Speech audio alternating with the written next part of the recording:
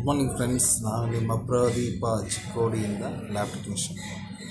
ಇವತ್ತಿನ ದಿನ ನಾವು ನೋಡಬೇಕಾಗಿರೋದೇನೆಂತಂದರೆ ಬ್ಲಡ್ ಶುಗರ್ ಅಂದರೆ ತುಂಬ ಜನಕ್ಕೆ ಹೆದರಿಕೆ ಇದೆ.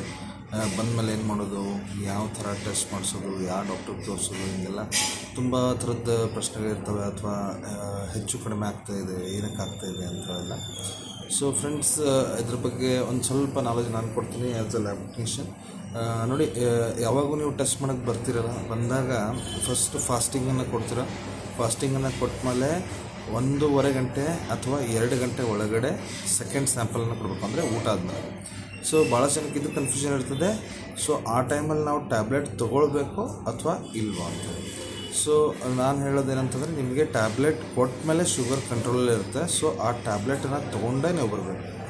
ಇಲ್ಲ ಅಂತಂದರೆ ನಿಮ್ಮ ಶುಗರ್ ಲೆವೆಲಲ್ಲಿ ವೇರಿಯೇಷನ್ ಬರ್ತದೆ, ತಿರ್ಗಾ ಡಾಕ್ಟ್ರಿಗೆ ಟ್ರೀಟ್ಮೆಂಟ್ ಪ್ರಾಬ್ಲಮ್ ಕನ್ಫ್ಯೂಷನ್ ಆಗುತ್ತೆ. ಸೊ ಅದಕ್ಕೋಸ್ಕರ ನಿಮಗೆ ಏನು ಟ್ರೀಟ್ಮೆಂಟ್ ಹೇಳಿದಾರೋ ಆ ಟ್ರೀಟ್ಮೆಂಟನ್ನು ತೊಗೊಂಡೇ ಬರಬೇಕು.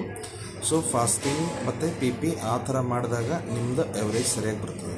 ಆಮೇಲೆ ಇನ್ನೊಂದು ಫ್ರೆಂಡ್ಸ್, ಜಾಸ್ತಿ ಬೇರೆ ಬೇರೆ ಲ್ಯಾಬ್ಗಳಲ್ಲಿ ಮಾಡ್ತಾ ಹೋದಂಗೆ ರೀಡಿಂಗ್ಗಳು ಚೇಂಜ್ ಆಗ್ತವೆ. ಬಿಕಾಸ್ ಆಫ್ ಬೇರೆ ಬೇರೆ ಮಷಿನ್ಗಳಿರ್ಬೋದು, ಆಮೇಲೆ ಅವ್ರವ್ರ ಇದನ್ನಾಗಿರ್ಬೋದು. ಸೊ ಅದನ್ನು ಕರೆಕ್ಟಾಗಿ ನೋಡಿಕೊಂಡು ನಿಮ್ಮ ಶುಗರ್ ಲೆವೆಲನ್ನು ಚೆಕ್ ಮಾಡ್ತಾ ಇರಿ. Thank you.